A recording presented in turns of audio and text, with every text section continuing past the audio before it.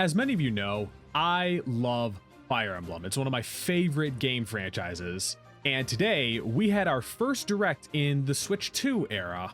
I would have streamed my reaction to this Direct, but Nintendo dropped it while I was at work. They just love dropping things while I'm busy.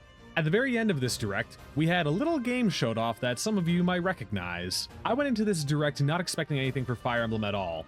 But lo and behold, after 3 years, we finally got a brand new entry in the series, Fortunes Weave. I have zero idea what that title could be about, but with the trailer now here and having watched it 5 times, I want to hop on the bandwagon and share my own opinions on it. So I am going to go through this trailer with you guys and break it down, speculate, give my first impressions, my hopes, and my concerns for this game. Because believe me, there are a couple concerns. But without wasting any more time, let's break this down.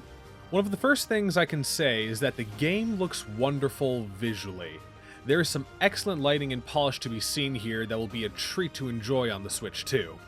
Given that this game is in the same universe as Three Houses, I have to wonder what this land is that we're seeing at the beginning of the trailer.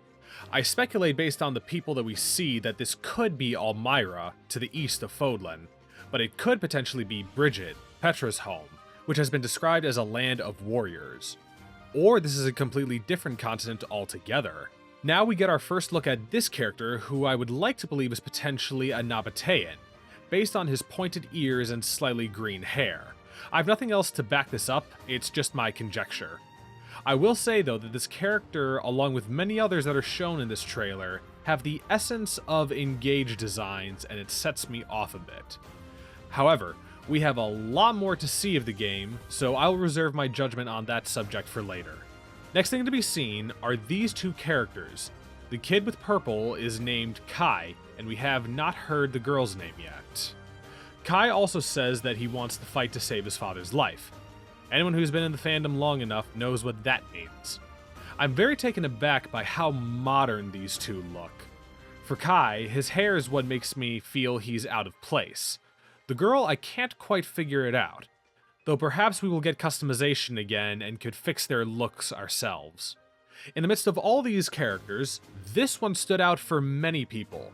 This character, whom to me looks like if Leo and Alucard had a kid and jumped out of Fates into this game. What was pointed out that I didn't spot the first time seeing the trailer is that his sword possesses the crest stone of Lamine, which implies his connection to Mercedes and Yuritsa. Though is he an ancestor or a descendant? Only time will tell. And here we get our first look at the gameplay, and it is exciting. First thing to notice is how we have another new mobile class, the Flying Orneus Rider. I would suspect this is akin to Engage's Wolf Rider class, only this time we are on ostriches. And in the same sequence, we get a look at an enemy chariot that uses a bow.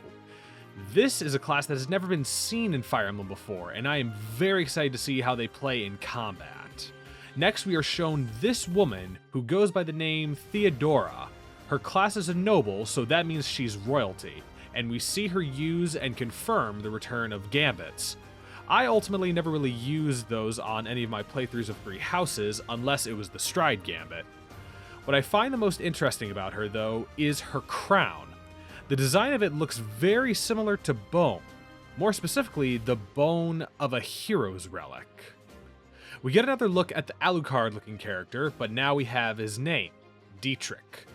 We see him to be a Myrmidon, but who also possesses some magic abilities.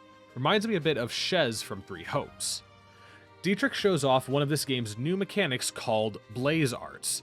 As to what they are specifically, I can't figure out, but it appears to be a list of spells to use that require the use of HP. This is just like how magic was used in Fire Emblem Echoes, though this time it seems to be made into its own thing. Dietrich uses Moving Shadow, which allows him to teleport up to 3 spaces, then attack.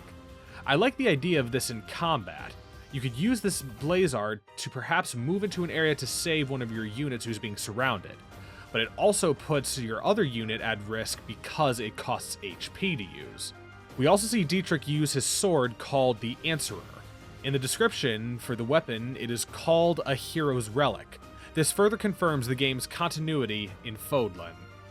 The next character to be seen here is a woman by the name of Leda. who at first glance is assumed to be a dancer similar to GBA, due to the fact that we see her Blaze Arts list is filled with different songs, very similar to different songs a dancer would use in the GBA titles. Her class is listed as a hunter, and the sprite shows her using a bow, which means she can actually fight, despite perhaps being a more supportive unit. The coolest thing to see is the song that allows her to summon a demonic beast in battle. This feels very similar to how Happy was able to summon beasts just by sighing. And perhaps one of the most shocking things to be revealed in this game is the moment of Dietrich fighting this woman who is wielding a gun. Not a musket or some fancy version of it, it's a straight up gun. Honestly, my knee-jerk reaction is that I don't like it, but I also have ideas on where its place could be. More on that in a little bit. We are given a few more cool shots of the characters and some action from this game, followed by the title.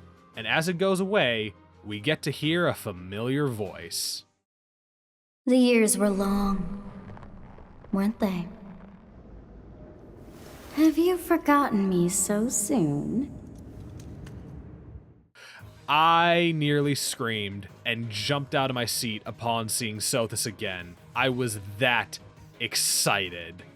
This confirmed the game's connection to the Three Houses universe when I didn't pick it up upon initially seeing the trailer the first time. Now, of course, the question on everyone's mind is how does this all fit together? When does this game take place?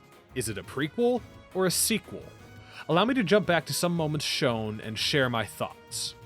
Sothis is depicted here all grown up. If you take that at face value, it would have to mean that the game is a prequel because Sothis is only seen as a child in Three Houses because of Rhea. Now, if that is the case, then that would mean the game will have us deal with the Agarthans before they retreated underground. Also, much of their technology was lost to time. Don't forget that the Agarthans had nukes. If they were that advanced, wouldn't it be reasonable to believe that they could develop something like a gun? It's possible that this woman here is connected to the Agarthans in some way and is using their technology for her own, one of which being this gun perhaps. I have no way to prove this, but I imagine you can follow my train of thinking. If that is true, then what of the character Kai? We are shown this shot where we see purple magic emanating from his hand. This shade of purple has always been used for the Agarthans' magic. Not to mention that the last time we saw a mark on a character's hand, it was for Robin in Awakening with the Mark of Grima. I believe that what we are going to see is the early history of Fodlan, of Sothis and the Nabateans descending on the land and blessing the people. We could see the Red Canyon, the slaughter of Sothis, and the War of Heroes. We could see Rhea establish the Adrestian Empire and everything else she did to accomplish her goal. The death of the 10 elites, and maybe even the founding of the Church of Saros. Now, there is one thing in particular that has me thinking that the game could in fact be a sequel instead. Simply what Sothis said at the end of the trailer here. The years were long, weren't they? Have you forgotten me so soon? It sounds like she is seeing a person she hasn't laid eyes on for a long time, not to mention how the scene is depicted here. It looks as if we are in some place similar to the Holy Tomb, and that someone is waking up down there. If this is somehow far in the future, maybe what we are seeing is Sothis return to the world and maybe even reawakening Byleth. I realize that there are many holes in these ideas, but that's just how speculation goes, and I can't help myself because I find it so fun to theorize on this game.